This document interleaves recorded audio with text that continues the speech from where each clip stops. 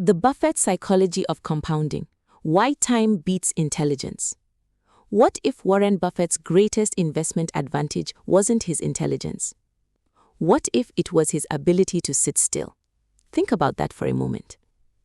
In a world where investors are constantly checking prices, chasing trends, predicting crashes, and searching for the next big opportunity, Buffett built an extraordinary fortune by doing something that looks almost painfully boring. He waited. Imagine you invest $10,000 in a business you genuinely understand. The business performs well. Your investment grows to $13,000. Then the market turns. Suddenly, it's worth $9,000. Your brain starts screaming, "I'm losing money." So you sell. 3 months later, the market recovers. You watch the stock climb to $12,000. Now you feel foolish, so you buy again. Then another opportunity appears. You sell again. You keep making decisions. You keep feeling productive.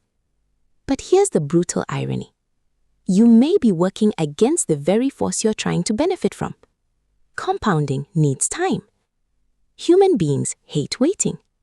And that creates one of investing's strangest paradoxes.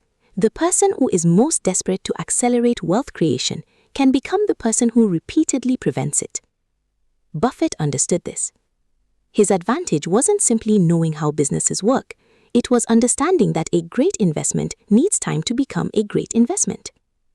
Imagine a tree. Nobody plants an oak tree on Monday and digs it up on Friday because it hasn't become an oak forest yet. But investors do the financial equivalent all the time. They buy something. They get bored. They switch. They chase what just went up. They panic when something falls. They restart. And then they wonder why their wealth never seems to compound. Here's the deeper Buffett lesson. Compounding isn't only about earning returns on previous returns. It's about allowing good decisions to remain alive long enough for those returns to accumulate. That requires a particular kind of personality. You need to tolerate boredom. You need to tolerate uncertainty. You need to tolerate seeing other people make money faster than you. And perhaps hardest of all, you need to tolerate being temporarily wrong in the eyes of everyone around you.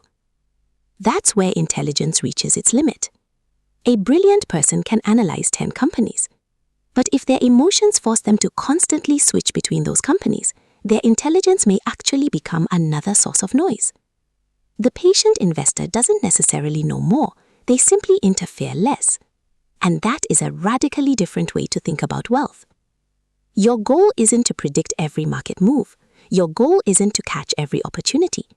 Your goal is to make enough good decisions that you can afford to let time amplify them. Of course, patience doesn't mean blindly holding everything forever. Buffett isn't famous for holding every investment regardless of changing fundamentals. If the original thesis breaks, the decision should change. The point is different. Don't confuse movement with progress. A portfolio that changes every week isn't necessarily smarter than one that barely changes for years. Sometimes the most powerful investment decision is the decision not to interrupt yourself. Because markets will constantly offer you reasons to act. A headline, a crash, a new technology, a stock that suddenly doubled. Someone on social media claiming they found the next millionaire-making opportunity. The noise never ends. But your wealth doesn't need to respond to every piece of it. That's why Buffett's psychology of compounding is so powerful. The real scarce resource isn't intelligence, it's temperament. It's the ability to make a reasonable decision, accept uncertainty, and give that decision enough time to work. Anyone can be excited for a month. Anyone can be disciplined for a week. The real test comes when your investment has been boring for 5 years and everyone around you seems to be getting rich somewhere else. Can you stay rational? Can you stay patient? Can you keep the snowball rolling? Because compounding has a cruel little secret.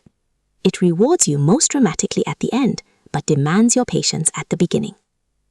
So perhaps the Buffett question isn't, how smart are you? Perhaps it's, how long can you remain rational when nothing exciting is happening? Because intelligence can help you choose the road, but temperament determines whether you stay on it long enough to reach somewhere extraordinary.